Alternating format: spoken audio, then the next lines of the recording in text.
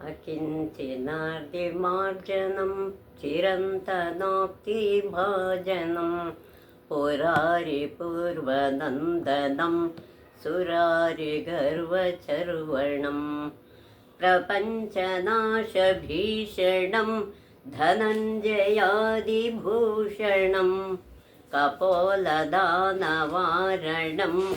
भजे पुराणवारणम्. ನಮಸ್ಕಾರ ವೀಕ್ಷಕರೇ. ಈಗ ನಾವು ಮುಂದಿನ ಜ್ಯೋತಿರ್ಲಿಂಗದ ಬಗ್ಗೆ ತಿಳ್ಕೊಳ್ಳೋ ಪ್ರಯತ್ನ ಮಾಡೋಣ. ಇದು ರಾಮೇಶ್ವರ ಅನ್ನೋ ಜ್ಯೋತಿರ್ಲಿಂಗ. ಈ ಪವಿತ್ರ ಕ್ಷೇತ್ರವು ರಾಮಾಯಣದಷ್ಟೇ ಪ್ರಾಚೀನ. ರಾಮಾಯಣದ ಎಷ್ಟು ಪ್ರಾಚೀನವೋ ಅಷ್ಟೇ ಈ ರಾಮೇಶ್ವರ ಲಿಂಗ ಕೂಡ. ಇದು ತಮಿಳುನಾಡಿನ ರಾಮನಾಡು ಜಿಲ್ಲೆಯಲ್ಲಿದೆ. ಅದು ರಾಮಾಯಣದಷ್ಟೇ ಪ್ರಾಚೀನವಾದುದು. ಇದು ತಮಿಳುನಾಡಿನ ರಾಮನಾಡು ಜಿಲ್ಲೆಯಲ್ಲಿ ಬರುತ್ತೆ. ಇದೊಂದು ಸುಂದರವಾದ ದ್ವೀಪ. ಅದು ದ್ವೀಪ ಅಂತ ಅದನ್ನು ಸುತ್ತ ನೀರಿದೆ. ಮಧ್ಯ ಸಮುದ್ರ ಮಧ್ಯದಲ್ಲೇ ಇರೋದದು ದ್ವೀಪ. ರಾಮನಾಡಿನಿಂದ ರಾಮೇಶ್ವರಕ್ಕೆ ಸೇತುವೆ ಇದೆ. ರಾಮನಾಡಿನಿಂದ ಸೇತುವೆ ಎಲ್ಲಿವರೆಗೆ ಅಂದರೆ ಈ ಸೇತುವೆ ಇಲ್ಲಪ್ಪ, ರಾಮೇಶ್ವರಕ್ಕೆ ಸೇತುವೆ ಇದೆ. ರಾಮನಾಡಿನಿಂದ ರಾಮೇಶ್ವರಕ್ಕೆ ಸೇತುವೆ ಕಟ್ಟಿದ್ದಾರೆ. ಈ ಸೇತುವೆಯ ಪಾಂಬನ್ ಎಂಬ ಹೆಸರಿನಿಂದ ಪ್ರಸಿದ್ಧವಾಗಿದೆ.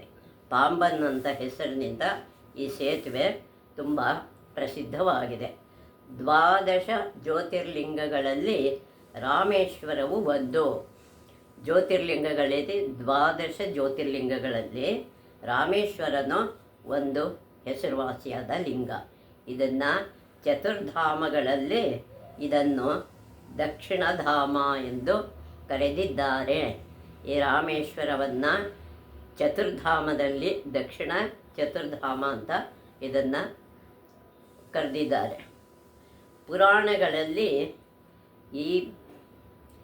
ಈ ಪ್ರದೇಶವನ್ನು ಏನಂತ ಕರೆದಿದ್ದಾರೆ ಅಂದರೆ ಗಂಧಮಾದನ ಎಂದು ಕರೆಯಲಾಗಿದೆ. ಈ ಪ್ರದೇಶವನ್ನು ಗಂಧಮಾದನ ಅಂತಲೂ ಕರೆಯಲಾಗ್ತಿತ್ತು. ಯಾತ್ರೆ ಎಂದ ಕೂಡಲೇ ಕಾಶಿ ರಾಮೇಶ್ವರ ಎಂದು ನೆನಪಾಗುವುದು. ಯಾತ್ರೆ ಅಂದ ತಕ್ಷಣ ಕಾಶಿಗೆ ಹೋದ್ಮೇಲೆ ರಾಮೇಶ್ವರಕ್ಕೆ ಹೋಗಲೇಬೇಕು ಅಂತ ಒಂದು ನಂಬಿಕೆ ಇದೆ. ಅದರ ಕಾಶಿ ಎಂದ ಕೂಡಲೇ ರಾಮೇಶ್ವರದ ನೆನಪು ತಾನಾಗೇ ಬರುತ್ತೆ. ಕಾಶಿಯಿಂದ ಗಂಗೆಯನ್ನು ತಂದು ರಾಮೇಶ್ವರನಿಗೆ ಅಭಿಷೇಕ ಮಾಡುವುದರಿಂದ ಕಾಶಿಯಿಂದ ಗಂಗೆ ತಗೊಂಡು ಬರಬೇಕು. ರಾಮೇಶ್ವರನ ಲಿಂಗಕ್ಕೆ ಅಭಿಷೇಕ ಮಾಡೋದ್ರಿಂದ ಯಾತ್ರೆ ಪೂರ್ಣವಾಗುವುದೆಂದು ನಮ್ಮೆಲ್ಲರ ನಂಬಿಕೆ.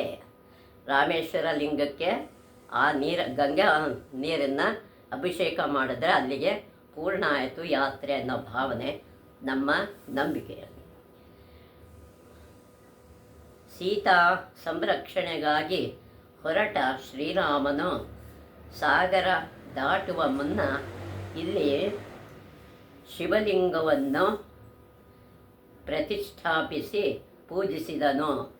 ಸೀತಾ ಸಂರಕ್ಷಣೆಗೋಸ್ಕರ ಹೊರಟ ಶ್ರೀರಾಮ ಏನು ಮಾಡ್ತಾನೆ, ಸಾಗರ ದಾಟುವ ಮೊದಲು ಇಲ್ಲಿ ಶಿವಲಿಂಗವನ್ನು ಪ್ರತಿಷ್ಠಾಪನೆ ಮಾಡಿ ಪೂಜಿಸಿರ್ತಾನೆ. ಆದ್ದರಿಂದ ಈ ಕ್ಷೇತ್ರವನ್ನು ರಾಮೇಶ್ವರ ಎಂದು ಕರೆಯಲಾಯಿತು. ಆದ್ದರಿಂದ ಇದನ್ನು ರಾಮೇಶ್ವರ ಅನ್ನೋ ಹೆಸರು ಈ ಸ್ಥಳಕ್ಕೆ ಬಂದಿದೆ. ತನ್ನ ಧನಸ್ಸಿನಿಂದ ಭೂಮಿಯನ್ನು ಬಿರಿದು ಜಲಾಶಯವನ್ನು ನಿರ್ಮಿಸಿದ. ತನ್ನ ಧನಸ್ಸಿನಿಂದ ಭೂಮಿಯನ್ನು ಅಗೆದು ಗೆರೆ ಹಾಕಿ ಅದರಿಂದ ಜಲಾಶಯವನ್ನು ನಿರ್ಮಾಣ ಮಾಡ್ತಾನೆ. ಇದನ್ನು ಇಲ್ಲಿ ಕೋಟಿ ತೀರ್ಥ ಎಂದು ಕರೆಯುವ ಈ ಜಲಾಶಯದಲ್ಲಿ ಶಿವನ ಅಭಿಷೇಕ ಮಾಡಿದ. ಅಲ್ಲಿ ಅವನು ಅದೇ ನೀರಿಂದ ಜಲಾಶಯನ ನಿರ್ಮಾಣ ಮಾಡಿ ಕೋಟಿ ತೀರ್ಥ ಎಂದು ಕರೆದು ಈ ಜಲಾಶಯದಿಂದ ಶಿವನಿಗೆ ಅಭಿಷೇಕ ಮಾಡಿದ ಶ್ರೀರಾಮ. ಇದು ಹಿಂದೂ ಸಮಾಜಕ್ಕೆ ಪವಿತ್ರವೆನಿಸಿರುವ, ಹಿಂದೂ ಸಮಾಜಕ್ಕೆ ಇದು ಬಹಳ ಪವಿತ್ರ ಅನಿಸಿರೋ ಈ ಕ್ಷೇತ್ರವು ನಮ್ಮ ಸಾಂಸ್ಕೃತಿಕ ಏಕತೆಗೆ ಸಾಕ್ಷಿಯಾಗಿ ನಿಂತಿದೆ. ಈ ಕ್ಷೇತ್ರ ನಮ್ಮ ಸಾಂಸ್ಕೃತಿಕ ಧರ್ಮಕ್ಕೆ ಏಕತೆಗೆ ಸಾಕ್ಷಿಯಾಗಿ ನಿಂತಿದೆ. ಈ ರಾಮೇಶ್ವರ ಅನ್ನೋ ಜಾಗ, ಈ ಕ್ಷೇತ್ರದಿಂದಾಗಿ ಆಸೇತು ಹಿಮಾಚಲ ಎಂಬ ನುಡಿ ಬಳಕೆಗೆ ಬಂದಿತು. ಇದರಿಂದ ನಾವೇನು ಹೇಳ್ತೀವಿ, ಆಸೇತು ಹಿಮಾಚಲ ಅಂತ ನಾವು ನಮ್ಮ ಪರಿಭಾಷೆಯಲ್ಲಿ ಉಪಯೋಗಿಸ್ತಾ ಬಂದಿದ್ದೀವಿ. ಗಂಧಮಾದನವು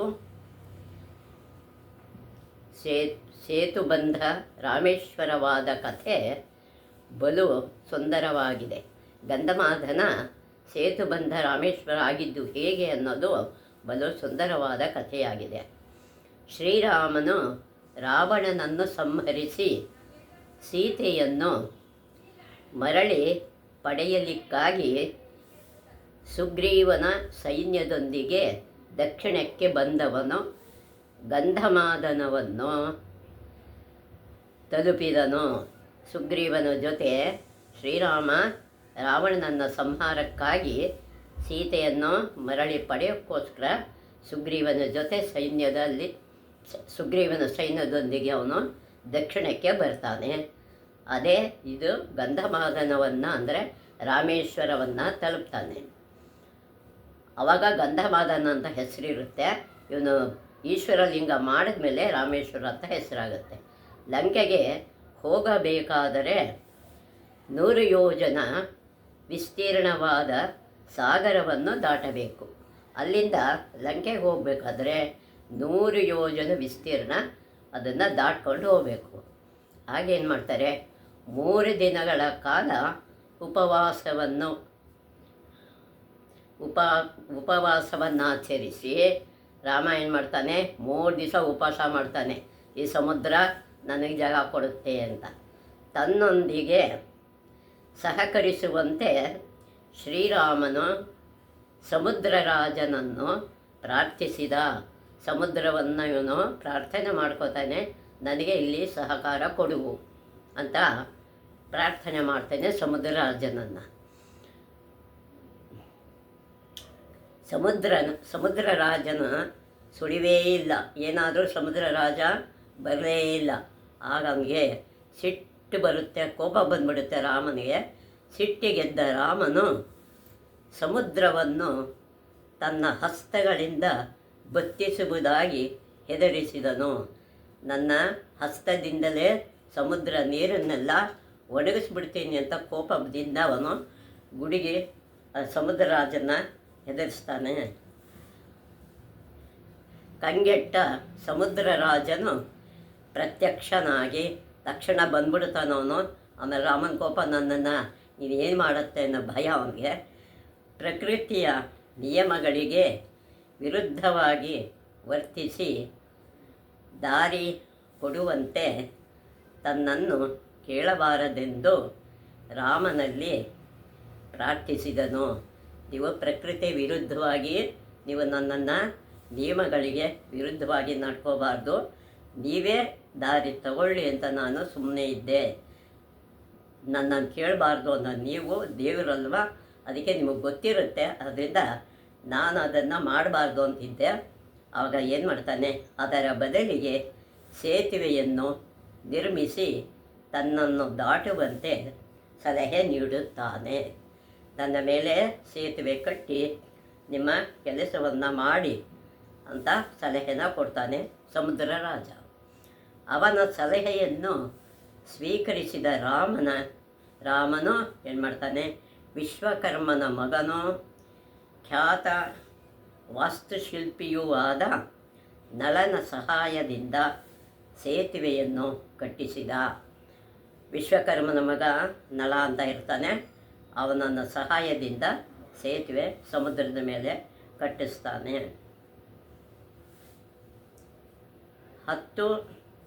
10 ಯೋಜನ ಅಗಲ ಮತ್ತು 100 ಯೋಜನ ಉದ್ದ.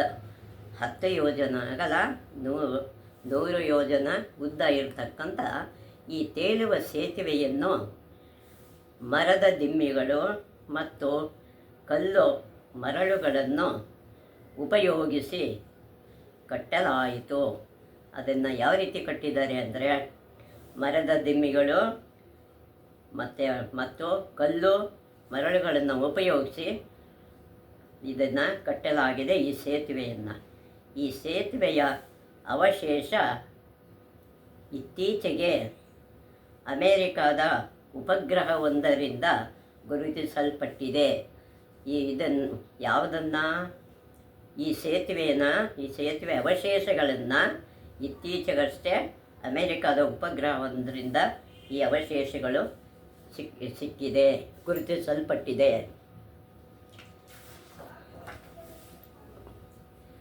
ರಾವಣನ ಸಂಹಾರದ ಬಳಿಕ ರಾಮನು ಪುನಃ ಗಂಧಮಾದನಕ್ಕೆ ಬಂದ.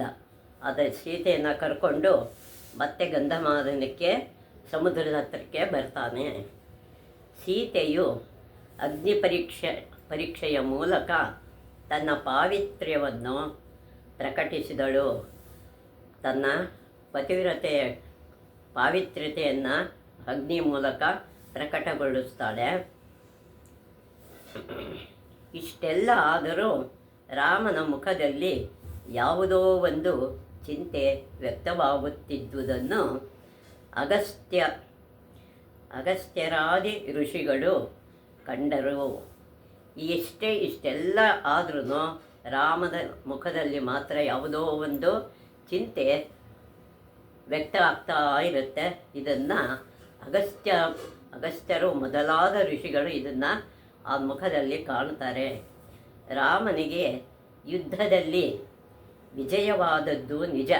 ರಾಮನಿಗೆ ವಿಜಯ ಅಂತೂ ಸಿಕ್ಕಿರುತ್ತೆ. ಆದರೆ ಆ ಸಂತಸಕ್ಕಿಂತ ತಾನು ರಾವಣನ್ನು ಕೊಂದಿರುವುದರಿಂದ ಬ್ರಹ್ಮಹತ್ಯೆಯ ದೋಷಕ್ಕೆ ಒಳಗಾಗಿರುವೆನೆಂಬ ದುಃಖ ರಾಮನಿಗೆ ತೀವ್ರವಾಗಿತ್ತು. ಸೀತೆ ಸಿಕ್ಕಿದ್ದಕ್ಕಿಂತ ರಾವಣನಿಗೆ ಏನಾಗಿರುತ್ತೆ ಅಂದರೆ ರಾವಣನನ್ನು ಕೊಂದಿರೋದೇ ನನಗೆ ದುಃಖ. ಯಾತಕ್ಕೆ ಅಂದರೆ ಬ್ರಹ್ಮಹತ್ಯೆ ದೋಷ ನನ್ನಲ್ಲಿ ಒಳಗಾಗಿರೋದ್ರಿಂದ ನನಗೆ ತುಂಬ ನಷ್ಟ ಅಂತ ಅವ್ರಿಗೆ ದುಃಖ ಆಗ್ತಾ ಇರುತ್ತೆ ರಾಮನಿಗೆ. ರಾಮನ ಮನೋವ್ಯಥೆ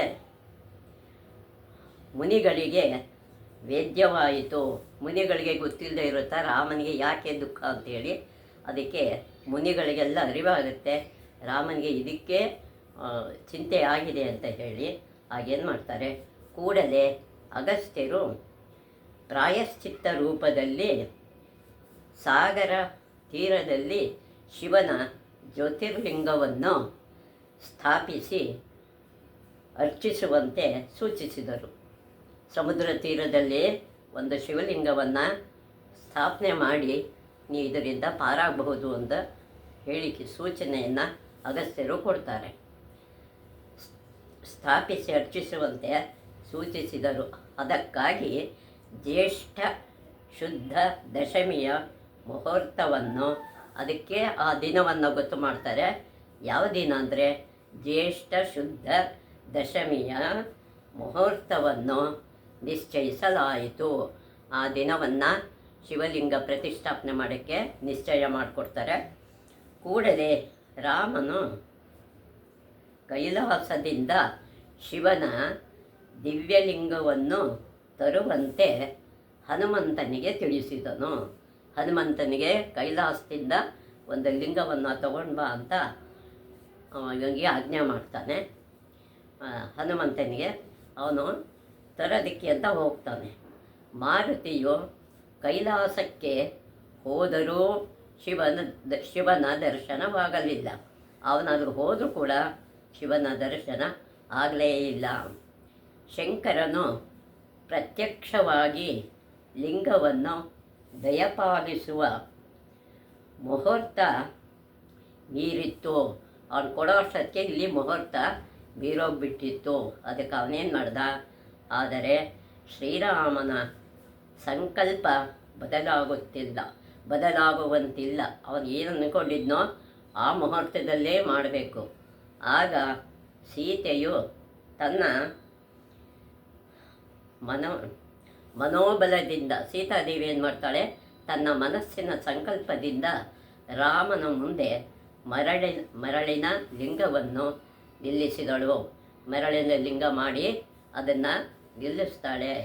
ಋಷಿಗಳ ಆದೇಶದಂತೆ ರಾಮನು ಮರಳು ಲಿಂಗವನ್ನೇ ಪ್ರತಿಷ್ಠಾಪಿಸಿ ಪೂಜಿಸಿದ. ಅದೇ ಲಿಂಗವನ್ನು ಪ್ರತಿಷ್ಠಾಪನೆ ಮಾಡಿ ಮುಹೂರ್ತದಲ್ಲಿ ಸರಿಯಾಗಿ ಅದನ್ನು ಪೂಜೆ ಮಾಡ್ತಾನೆ ರಾಮ. ಚಂದ್ರನು ಹಸ್ತ ನಕ್ಷತ್ರದಲ್ಲಿ ಇದ್ದಾಗ, ಸೂರ್ಯನು ವೃಷಭ ರಾಶಿಯಲ್ಲಿದ್ದಾಗ, ಜ್ಯೇಷ್ಠ ಶುದ್ಧ ದಶಮಿಯಂದು ಬುಧವಾರ ಶಿವಲಿಂಗದ ಪ್ರತಿಷ್ಠಾಪನೆಯಾಯಿತು.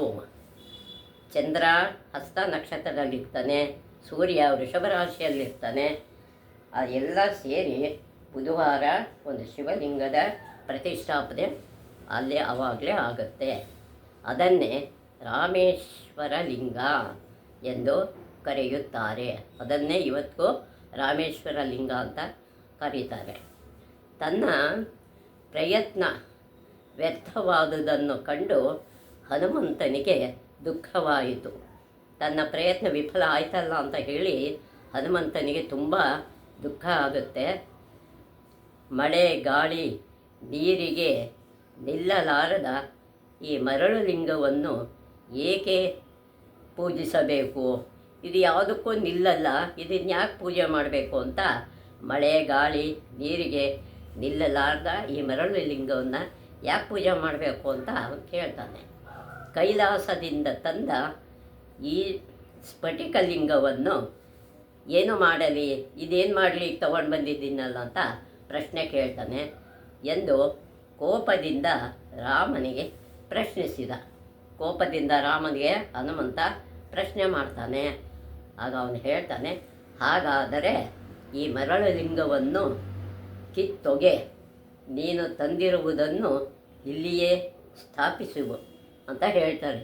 ನೀನು ತಗೊಂಡು ಬಂದಿದ್ದನ್ನು ಇಡು, ಇದನ್ನು ತೆಗೆದು ಆ ಕಡೆ ಇಡು ಅಂತ ಆಜ್ಞೆ ಮಾಡ್ತಾನೆ ಎಂದು ರಾಮ ಎಂದನು. ತನ್ನೆಲ್ಲ ಶಕ್ತಿಯನ್ನು ಬಳಸಿದರೂ, ತನ್ನ ಶಕ್ತಿಯನ್ನೆಲ್ಲ ಬಳಸ್ತಾನೆ ಹನುಮಂತನಿಗೆ ಆ ಮರಳಿನ ಲಿಂಗವನ್ನು ಅಲುಗಾಡಿಸಲೂ ಆಗಲಿಲ್ಲ.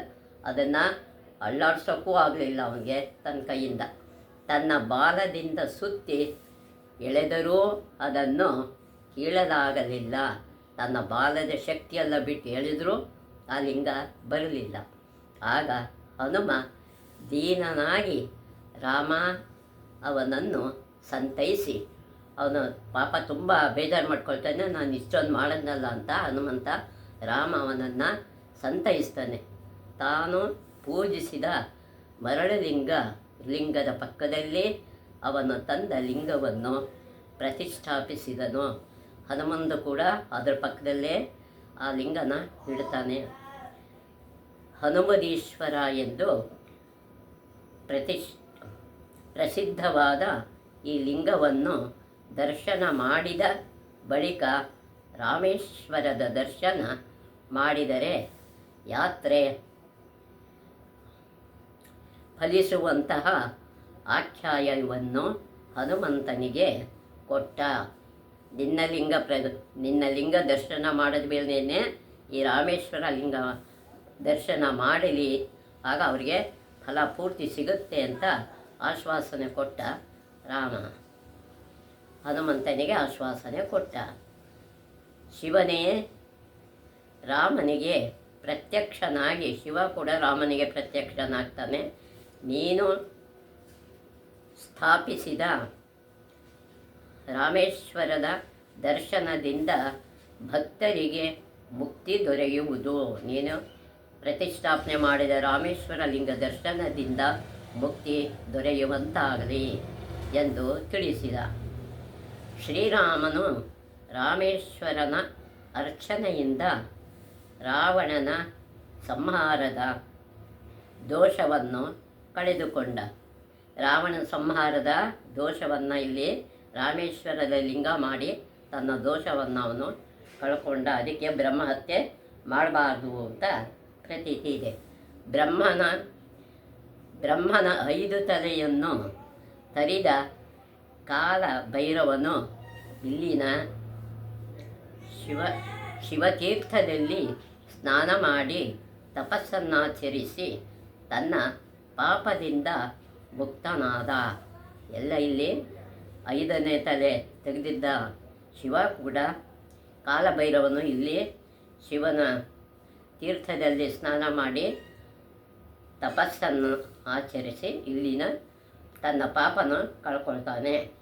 ಕಂಸನನ್ನು ಕೊಂದ ಕೃಷ್ಣನು ಪ್ರಾಯಶ್ಚಿತ್ತಕ್ಕಾಗಿ ಇಲ್ಲಿನ ಕೃಷ್ಣ ಕೂಡ ಕಂಸನ ವಧೆ ಆದಮೇಲೆ ಇಲ್ಲಿಗೆ ಬಂದು ಕೋಟಿ ತೀರ್ಥದಲ್ಲಿ ಮಿಂದನು.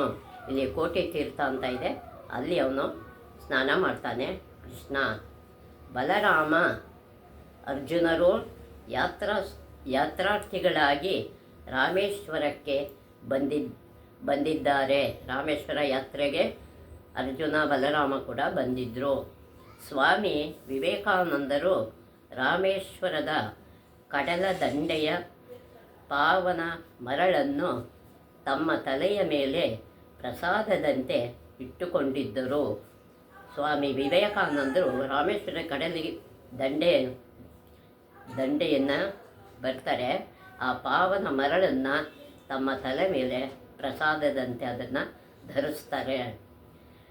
ಮಾಘ ಮಾಸದಲ್ಲಿ ಸೂರ್ಯನು ಮಕರ ರಾಶಿಯಲ್ಲಿರುವಾಗ ಅಥವಾ ಗ್ರಹಣವಾದಾಗ ಧನುಷ್ಕೋಟಿಯಲ್ಲಿ ಸ್ನಾನ ಮಾಡಿದರೆ ಪುಣ್ಯ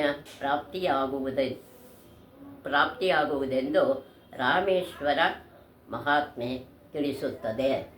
ಮುಂದೆ ಮಾಘ ಮಾಸದಲ್ಲಿ ಸೂರ್ಯ ಮಕರ ರಾಶಿಯಲ್ಲಿದ್ದಾಗ ಅಥವಾ ಗ್ರಹಣ ಆದಾಗ ಧನುಷ್ಕೋಟಿಯಲ್ಲಿ ಸ್ನಾನ ಮಾಡಿದರೆ ಪುಣ್ಯ ಬರುತ್ತೆ ಅಂತ ಹೇಳ್ತಾರೆ. ರಾಮೇಶ್ವರ ಮಹತ್ಮೆಯಲ್ಲಿ ತಿಳಿಸಲಾಗುತ್ತೆ. ರಾಮೇಶ್ವರ ಮಂದಿರ ಅತ್ಯಂತ ಭವ್ಯವಾಗಿದೆ. ಅದು ನೋಡೋಕ್ಕೆ ತುಂಬ ಸುಂದರವಾಗಿದೆ. ಆದ್ದರಿಂದ ಇದು ನೋಡೋದಕ್ಕೆ ತುಂಬ ಚೆನ್ನಾಗಿದೆ ಈ ಮಂದಿರ. ಶ್ರೀಲಂಕೆಯ ಅರಸನಾದ ಪರರಾಜಶೇಖರನ ಸಹಾಯದಿಂದ ರಾಮನಾಡಿನ ಉದಯ ಸೇತುಪತಿ ಎಂಬ ಅರಸನು ಕ್ರಿಸ್ತಶಕ 1414ರಲ್ಲಿ ಇದನ್ನು ಕಟ್ಟಿಸಲು ಪ್ರಾರಂಭಿಸಿದ. ಅದು ಶ್ರೀಲಂಕಾದಲ್ಲಿ ಅರಸನೊಬ್ಬ ಇರ್ತಾನೆ, ರಾಮನಾಡಿನ ಉದಯ ಸೇತುಪತಿ ಅಂತ ಇರ್ತಾನೆ. ಆ ಅರಸನು ಕ್ರಿಸ್ತಶಕ 1414ರಲ್ಲಿ ಕಟ್ಟಿಸೋದಕ್ಕೆ ಶುರು ಮಾಡ್ತಾನೆ. ಇದರ ನಿರ್ಮಾಣ ಕಾರ್ಯ ಸುಮಾರು 3 ಶತಮಾನಗಳ ಕಾಲ ಹಿಡಿಯುತ್ತಂತೆ. ಕಟ್ಟಿಸೋದಕ್ಕೇ 3 ಶತಮಾನ ಕಾಲ ನಡೆಯಿತು.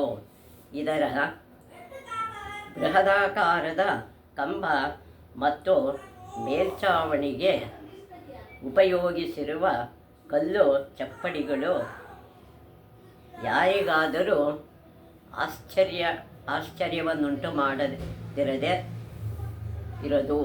ಅಂದರೆ ಇಲ್ಲಿ ಬೃಹದಾಕಾರದ ಕಂಬ ಮತ್ತು ಕಲ್ಲು ಮೇಲ್ಛಾವಣಿಗಳು ಉಪಯೋಗಿಸಿರ್ತಕ್ಕಂಥ ಕಲ್ಲು ಚಪ್ಪಡಿಗಳು ಯಾರಿಗಾದರೂ ಆಶ್ಚರ್ಯ ತರದೆ ಇರತಕ್ಕಂಥದ್ದಲ್ಲ.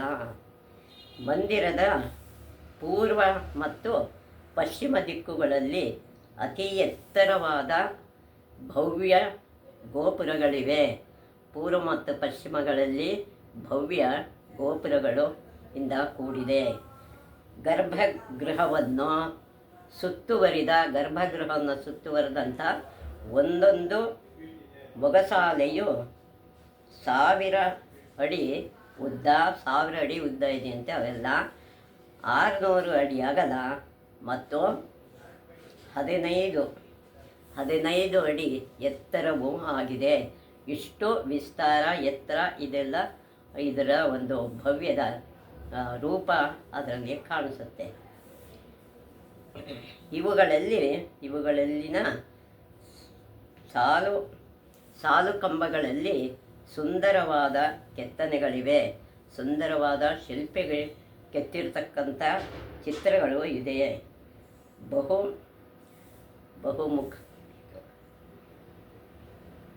ಬಹುಶಃ ಇದು ಭಾರತದಲ್ಲೇ ದೊಡ್ಡ ಮಂದಿರ. ಇದು ಭಾರತದಲ್ಲಿ ಅತ್ಯಂತ ಎತ್ತರವಾದ ಮಂದಿರ, ಹೆಸರುವಾಸಿಯಾದದ್ದು ಮಂದಿರ. ಸರ್ವಾಂಗ ಸುಂದರವಾದ ಒಂದು ದ್ರಾವಿಡ ಶಿಲ್ಪದ ಮಾದರಿಯನ್ನು ಆರಿಸುವುದಾದರೆ ಇದಕ್ಕಿಂತಲೂ ಉತ್ತಮವಾದುದು ಇನ್ನೊಂದಿಲ್ಲ. ಎಲ್ಲೇ ಹುಡ್ಕೊಂಡು ಬಂದರೂ ಇಂಥ ಭವ್ಯವಾದ ಸುಂದರ ಶಿಲ್ಪ ಇನ್ನೆಲ್ಲೂ ಸಿಗೋಕ್ಕೆ ಸಾಧ್ಯ ಇಲ್ಲ. ಇದು ಘಂಟಾಘೋಷವಾಗಿ ಹೇಳಬಹುದು ಎಂದು ಪ್ರಸಿದ್ಧ ಕಲಾಭಿಜ್ಞನಾದ ಪ್ರಸಿದ್ಧ ಶಿಲ್ಪಿ ಒಬ್ಬ ಇದ್ದಾನೆ. ಅವನ ಹೆಸರು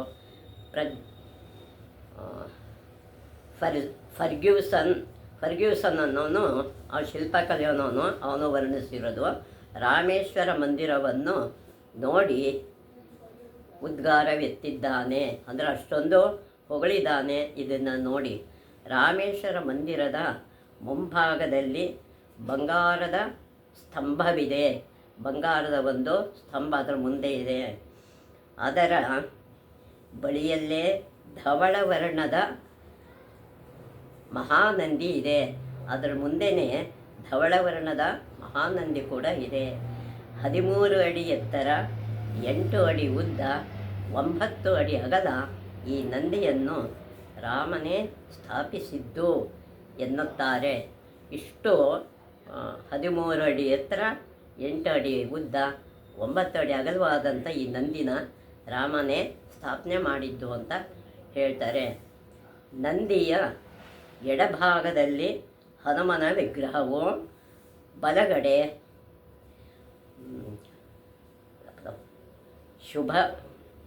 ಶುಭತೀರ್ಥ ಎಂಬ ಪುಷ್ಕರಣಿಯೂ ಇದೆ. ಶುಭಕರ ಅನ್ನೋದು ಒಂದು ಪುಷ್ಕರಣಿ ಕೂಡ ಇದರಲ್ಲಿ ಇದೆ.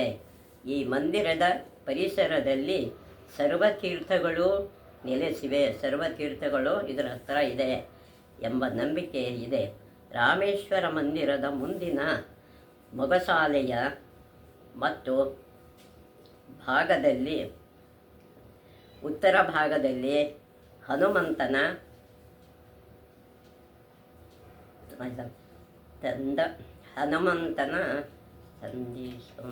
ತಂದಿದ್ದ ಶಿವಲಿಂಗವೂ ಇದೆ. ರಾಮೇಶ್ವರ ಲಿಂಗವು ಶೇಷನ ದೊಡ್ಡ ಹೆಡೆಯ ನೆರಳಿನಲ್ಲಿದೆ. ಅಕ್ಕಪಕ್ಕದಲ್ಲಿ ರಾಮ, ಸೀತೆಯ ಮತ್ತು ಲಕ್ಷ್ಮಣರ ಸ್ವರ್ಣಮಯಿ ಮೂರ್ತಿಗಳು ಇವೆ. ಇದರ ಪಕ್ಕದಲ್ಲೆಲ್ಲ ರಾಮ, ಲಕ್ಷ್ಮಣ ಇವ್ರದ ಸ್ವರ್ಣ ಮೂರ್ತಿಗಳು ಇಲ್ಲಿ ಇದೆ. ಅಗಸ್ತ್ಯರಿಂದ ಅರ್ಚಿಸಲ್ಪಟ್ಟ ಅಗಸ್ತ್ಯೇಶ್ವರ ಲಿಂಗವು ಇಲ್ಲಿದೆ. ಇವುಗಳಲ್ಲಿ ಪಾರ್ವತಿ, ಷಣ್ಮುಖ, ಗಣಪತಿ, ನಂದಿಕೇಶ್ವರ, ವಿಶಾಲಾಕ್ಷಿ ಮುಂತಾದ ಅನೇಕ ದೇವತೆಯರ ಗುಡಿಗಳು ಇಲ್ಲಿ ಇವೆ. ರಾಮೇಶ್ವರ ಮಂದಿರದ ಬಳಿ ಸೇತು ಮಾಧವ ಮಂದಿರವಿದೆ. ಇದು ಒಂದು ವೈಷ್ಣವ ಕ್ಷೇತ್ರ. ಇಲ್ಲಿ ವೈಷ್ಣವ ಕ್ಷೇತ್ರನೂ ಸೇತು ಮಾಧವ ಮಂದಿರ ಅಂತ ಇಲ್ಲಿ ಇದೆ. ಸ್ವತಃ ವಿಷ್ಣುವು ಸೇತು ಮಾಧವನಾಗಿ ಬಂದು ಪಾಂಡ್ಯರಾಜನ ಮಗಳಾದ ಗುಣನಿಧಿಯನ್ನು ಮದುವೆಯಾದ. ಪಾಂಡ್ಯರಾಜನ ಮಗಳು ಗುಣನಿಧಿ ಅಂತಿರ್ತಾಳೆ. ಅವಳನ್ನು ಮದುವೆ ಆಗಿದ್ದರಿಂದ ಇವನಿಗೆ ಸೇತು ಮಾಧವ ಅನ್ನೋ ಹೆಸರು ಬಂದಿದೆ. ಬಳಿಕ ಪಾಂಡ್ಯರಾಜನು ಸೇತು ಮಾಧವ ಮಂದಿರವನ್ನು ಕಟ್ಟಿಸಿದ. ಅವನ ಹೆಸರಲ್ಲಿ ಸೇತು ಮಾಧವ ಮಂದಿರ ಕಟ್ಟಿಸ್ತಾನೆ ಆ ರಾಜ.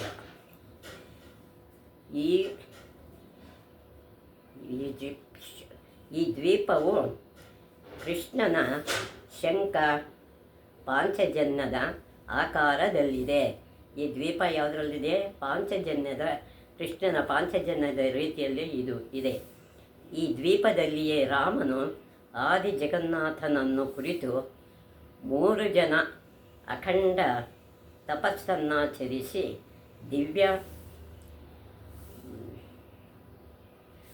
ತಪವನ್ನು ಅಖಂಡ ತಪಸ್ಸನ್ನಾಚರಿಸಿ ದಿವ್ಯ ಛಾಪವನ್ನು ವರವಾಗಿ ಪಡೆದಿದ್ದು. ಇಲ್ಲೇ 3 ಜನರ ತಪಸ್ಸನ್ನು ಕುರಿತು ಇವನು ಇಲ್ಲೇ ಈ ಒಂದು ದಿವ್ಯ ಛಾಪವನ್ನು ಧನಸ್ಸನ್ನು ಪಡೀತಾರೆ. ಈ ಸ್ಥಳವನ್ನು ದರ್ಭಾಶ್ರಮ ಎಂದು ಕರೆಯುತ್ತಾರೆ.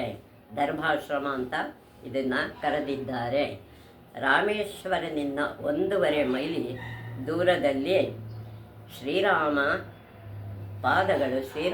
ಪಾದಗಳು ಇರುವ ಸುಂದರವಾದ ದೇವಸ್ಥಾನ ಸಣ್ಣ ಬೆಟ್ಟದ ಮೇಲಿದೆ. ಶ್ರೀರಾಮನ ಪಾದ ಇರ್ತಕ್ಕಂಥ ಒಂದು ಚಿಹ್ನೆ ಸಣ್ಣ ಬೆಟ್ಟದ ಮೇಲೆ ಇದೆ. ರಾಮೇಶ್ವರನ ದಕ್ಷಿಣದಲ್ಲಿ ಧನುಷ್ಕೋಟಿ ಅಂತ ಒಂದು ಜಾಗ ಇದೆ, ಕ್ಷೇತ್ರವಿದೆ. ವಿಭೀಷಣನು ಲಂಕೆಯಲ್ಲಿ ಸಿಂಹಾಸನವನ್ನೇರಿದ ವಿಭೀಷಣ ಶ್ರೀಲಂಕಾದಲ್ಲಿ ಸಿಂಹಾಸನವನ್ನೇರಿದಾಗ ರಾಮನು ಕಟ್ಟಿಸಿದ ಸೇತುವೆಯನ್ನು ಬಳಸಿ ಇತರರು ಲಂಕೆಯ ಮೇಲೆ ಆಕ್ರಮಣ ನಡೆಸಬಹುದೆಂಬ ಒಂದು ಹೆದರಿಕೆ ಅವನಿಗಿತ್ತು. ಇದರಿಂದ ಯಾರು ಬಂದು ಲಂಕೆಗೆ ತೊಂದರೆ ಕೊಡ್ತಾರೆ ಅಂಥೇಳಿ ಅವನೇನು ಮಾಡ್ತಾನೆ, ವಿಭೀಷಣಿಗೆ ಉಂಟಾಯಿತು. ಆದ್ದರಿಂದ ಲಂಕೆಯನ್ನು ಆಕ್ರಮಣದಿಂದ ರಕ್ಷಿಸಲು ಮತ್ತು ಮಿತ್ರನ ಭಯವನ್ನು ಹೋಗಲಾಡಿಸಲು ರಾಮ ಏನು ಮಾಡ್ತಾನೆ, ಸ್ವತಃ ರಾಮನೇ ತನ್ನ ಬಿಲ್ಲಿನ ತುದಿಯಿಂದ ಸೇತುವೆಯನ್ನು ನಾಶ ಮಾಡಿದ. ಆ ಸೇತುವೆಯನ್ನು ಆ ಕಡೆ ನಾಶ ಮಾಡಿಬಿಡ್ತಾನೆ, ಇಲ್ಲಿ ಯಾರೂ ಹೋಗದೇ ಇರಲಿ ಅಂತ. ಈ ಸ್ಥಳವೇ ಇಂದಿನ ಧನುಷ್ಕೋಟಿ ಅನ್ನೋ ಹೆಸರಲ್ಲಿ ಇವತ್ತಿಗೂ ಇದೆ. ಇಲ್ಲಿ ಕೋದಂಡರಾಮ ಮಂದಿರವಿದೆ. ಕೋದಂಡರಾಮನ ಮಂದಿರ ಇಲ್ಲಿ ಇದೆ. 1964ರಲ್ಲಿ ಬೀಸಿದ ಚಂಡಮಾರುತದಲ್ಲಿ ಈ ಮಂದಿರವನ್ನು ಉಳಿದೆಲ್ಲವೂ ನಾಶವಾಯಿತು. ದೊಡ್ಡ ಒಂದು ಸುಂಟರ್ ಗಾಳಿ ಬರುತ್ತೆ 1964ರಲ್ಲಿ. ಆವಾಗ ಇದೆಲ್ಲ ಹಾಳಾಗೋಗಿ ಕೋದಂಡರಾಮ ದೇವಸ್ಥಾನ ಮಾತ್ರ ಉಳಿಯುತ್ತಂತೆ ಅಲ್ಲಿ. ವರ್ಷವಿಡೀ ಯಾತ್ರಿಕರು ರಾಮೇಶ್ವರಕ್ಕೆ ಬರುತ್ತಾರೆ. ವರ್ಷ ಇಡೀ ಯಾವಾಗ ಬೇಕಾದರೂ ರಾಮೇಶ್ವರಕ್ಕೆ ಹೋಗ್ತಾನೇ ಇರ್ತಾರೆ. 1947 ಮತ್ತು 1957ರಲ್ಲಿ ನಡೆದ ಅಪರೂಪದ ಕುಂಭಮೇಳದಲ್ಲಿ ಪಾಲ್ಗೊಳ್ಳಲು ದೇಶದ ಮೂಲೆಗಳಿಂದ ಭಕ್ತರು ಬಂದಿದ್ದರು. ಆ ಇಸ್ವಿಯಲ್ಲಿ ಬೇಕಾದಷ್ಟನ್ನು ಕುಂಭಮೇಳ ನಡೆಯುತ್ತಲ್ಲಿ. ಆವಾಗ ಎಲ್ಲರೂ ಬಂದಿದ್ದರಂತೆ. ಶ್ರೀ ಶಾರದಾ ಮಾತೆ ಇಲ್ಲಿಗೆ ಒಮ್ಮೆ ಭೇಟಿ ಕೂಡ ಬರ್ತಾರೆ. ಶಾರದಾ ಮಾತೆ ಅಂದರೆ ಪರಮಹಂಸರ ಧರ್ಮಪತ್ನಿ ನೀಡಿದ್ದರು. ಮಂದಿರಕ್ಕೆ ಸೇರಿದ ಕೋಟ್ಯಾಂತರ ಬೆಲೆ ಬಾಳುವ ಆಭರಣಗಳನ್ನೆಲ್ಲ ಆಕೆಯ ಮುಂದೆ ಇಡುತ್ತಾರೆ. ಎಲ್ಲ ಆಭರಣಗಳನ್ನು ನಿಮ್ಗೆ ಯಾವ್ದು ಬೇಕೋ ಆರಿಸ್ಕೊಳ್ಳಿ ಅಂತಾರೆ. ಬೇಕಾದ ಒಂದನ್ನು ಆರಿಸಿಕೊಳ್ಳುವಂತೆ ದೇವಸ್ಥಾನದ ಅಧಿಕಾರಿಗಳು ಪ್ರಾರ್ಥಿಸಿದರು. ಶಾರದಾ ಮಾತೆ ಒಡವೆಯ ಮೋಹವಿರಲು ಸಾಧ್ಯವೇ? ಅವರಿಗೆ ಯಾವುದ್ರ ಮೇಲೂ ಆಸೆ ಇರಲಿಲ್ಲ. ಅದೇ ತಗೊಳ್ಳಿ ಅಂತ ಅವ್ರು ಕೊಟ್ಟರು. ಅವಾಗ ಏನು ಮಾಡಿದ್ರು, ತನ್ನ ಜೊತೆಗೆ ಬಂದಿದ್ದ ತನ್ನ ಅಣ್ಣನ ಮಗಳಿಗೆ ಬೇಕಿದ್ದರೆ ಒಂದನ್ನು ಆರಿಸಿಕೊಳ್ಳಿ ಅಂತ ಹೇಳ್ತಾರೆ ತನ್ನ ಅಣ್ಣನ ಮಗಳಿಗೆ ಎಂದು ಸೂಚಿಸಿದರು. ಆದರೆ ಒಳಗೆ ಆಕೆಗೆ ಅಂತಹ ಬಯಕೆ ಆಗದಿರಲಿ ಎಂದು ಪರಮಹಂಸರನ್ನು ಪ್ರಾರ್ಥಿಸುತ್ತಿದ್ದರು. ಇವಳಿಗೆ ಒಡವೆ ಮೇಲೆ ಆಸೆ ಇಲ್ಲದೇ ಇರಲಿ ಅಂತ ಪರಮಹಂಸರನ್ನು ತಮ್ಮ ಮನಸ್ಸಲ್ಲೇ ಪ್ರಾರ್ಥನೆ ಮಾಡ್ತಾ ಇರ್ತಾರೆ. ಅದರಂತೆ ಆ ಮಗುವು ಯಾವ ಒಡವೆಯನ್ನೂ ಬಯಸದೆ ಬಿಟ್ಟಳು. ಬಳಿಕ ಶಾರದಾ ಮಾತೆಯು ರಾಮೇಶ್ವರನನ್ನು ಮುಟ್ಟಿ ಪ್ರೀತಿಯಿಂದ ಸವರಿ ಆನಂದಾಶ್ರಿಗಳನ್ನು ಹರಿಸುತ್ತಾ ಮೈಮರೆತರು. ಇದನ್ನು ನೋಡಿ ಅವರಿಗೆ ಆನಂದ ಭಾಷ್ಪ ಕೂಡ ಬರುತ್ತೆ. ಅದೇ ಪ್ರೀತಿಯಿಂದ ಅದನ್ನು ಮುಟ್ಟಿ ನಮಸ್ಕಾರ ಮಾಡ್ತಾರೆ. ಅಂದಿನಂತೆಯೇ ಇಂದು ಇದೆ ಎಂದಾಗ ಅವರು ಮಹಾಶಕ್ತಿಯ ಅಂಶ ಎಂಬುದು ಎಲ್ಲರಿಗೂ ಅನುಭವಕ್ಕೆ ಬರತೊಡಗಿತು. ಸ್ವಾಮಿ ವಿವೇಕಾನಂದರು ವಿದೇಶ ಯಾತ್ರೆ ಮುಗಿಸಿ ಭಾರತಕ್ಕೆ ಬಂದವರು ರಾಮೇಶ್ವರದಲ್ಲಿ ಇದ್ದಾಗ ಕಡಲ ದಂಡೆಯ ಮರಳನ್ನು ಚುಂಬಿಸಿ ತಲೆಯ ಮೇಲೆ ರೆಚ್ಚಿಕೊಂಡರಂತೆ. ಅವರು ವಿದೇಶದಿಂದ ಬಂದಾಗ ಅದರ ಮೇಲೆ ಬಿದ್ದು ಒದ್ದಾಡಿ ಆ ಮರಳನ್ನು ತಮ್ಮ ತಲೆ ಮೇಲೆ ಹಾಕೋತಾರೆ. ಅದೆಷ್ಟು ದೇಶಭಕ್ತಿ ಇತ್ತು ಅನ್ನೋದನ್ನು ನಾವು ಅರ್ಥ ಮಾಡ್ಕೋಬೇಕು. ವಾಸ್ತವವಾಗಿ ಈಶ್ವರ ಪೂಜೆ ಎಂದರೇನೋ ಎಂಬ ವಿಷಯದಲ್ಲಿ ಸ್ವಾಮಿ ವಿವೇಕಾನಂದರು ನೀಡಿದ ಭಾಷಣವನ್ನು ಶಿಲೆಯಲ್ಲಿ ಕೊರೆದು ಮಂದಿರದ ಗೋಪುರದ ದ್ವಾರದ ಬಳಿ ಸ್ಥಾಪಿಸಲಾಗಿದೆ. ಇವರು ಏನು ಭಾಷಣ ಮಾಡಿದ್ರೋ ಅದನ್ನು ಕಲ್ಲಲ್ಲಿ ಕೊರೆದು ಗೋಪುರದ ಮುಂದೆ ಇಟ್ಟಿದ್ದಾರೆ. ಈ ಶಿಲಾಲೇಖನ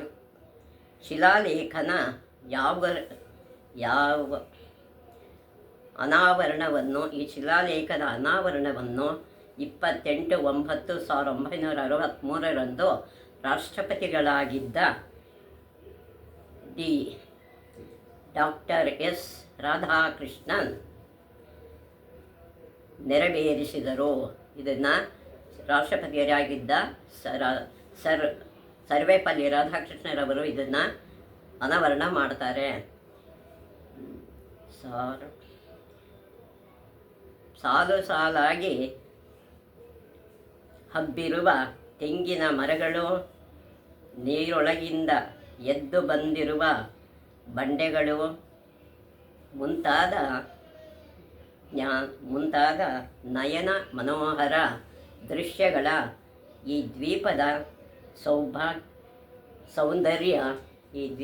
ಸೌಂದರ್ಯ ಅಂದರೆ ಅದು ಸಾಲು ತೆಂಗಿನ ಮರ, ನೀರೊಳಗಿಂದ ಬಂದ ಬಂಡೆ, ಆ ನಯನ ಮನೋಹರವಾಗಿರ್ತಕ್ಕಂಥ ಅಪ್ರತಿಮವಾಗಿದೆ.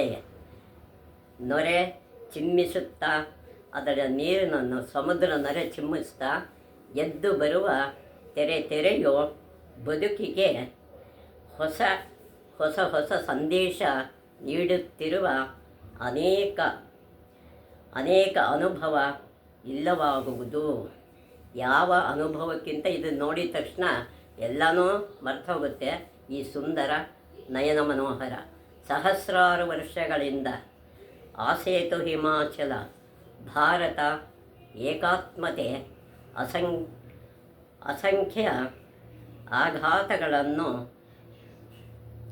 ಎದುರಿಸಿಯೋ ಎಲ್ಲ ಆಘಾತಗಳನ್ನು ಏಕಾತ್ಮತೆಯನ್ನು ಪಡ್ಕೊಂಡು ಎಲ್ಲ ಅಸಂಖ್ಯಾತ ಕಷ್ಟ ನಷ್ಟಗಳನ್ನು ಎದುರಿಸಿದ್ರೂ ಜೀವಂತವಾಗಿರುವುದು ಇಂತಹ ಕ್ಷೇತ್ರಗಳಿಂದಾಗಿಯೇ ಅನ್ನೋದನ್ನು ನಾವು ತಿಳ್ಕೋಬೇಕು. ಇಂತಹ ಕ್ಷೇತ್ರದಿಂದ ಎಲ್ಲವೂ ನಮಗೆ ಲಭಿಸಿದೆ.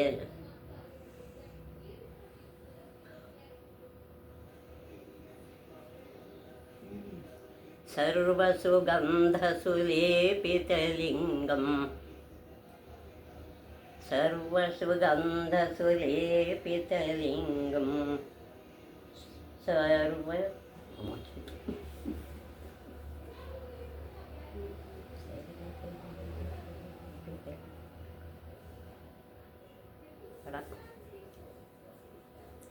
ದೃಶ್ಯಾದೃಶ್ಯವು ತಾನಂತೆ ಶಿವದೃಶ್ಯ ದ್ವೈತ್ಯಗಳೆರಡಂತೆ ದೃಶ್ಯಾದ್ವೈತಗಳೆರಡರ ನಡುವೆ ಶಾಶ್ವತ ರೂಪವು ತಾನಂತೆ, ಶಿವ ಎಲ್ಲ ರೂಪವು ತಾನಂತೆ, ಶಿವ ಎಲ್ಲೆಲ್ಲಿಯೂ ತುಂಬಿಹನಂತೆ.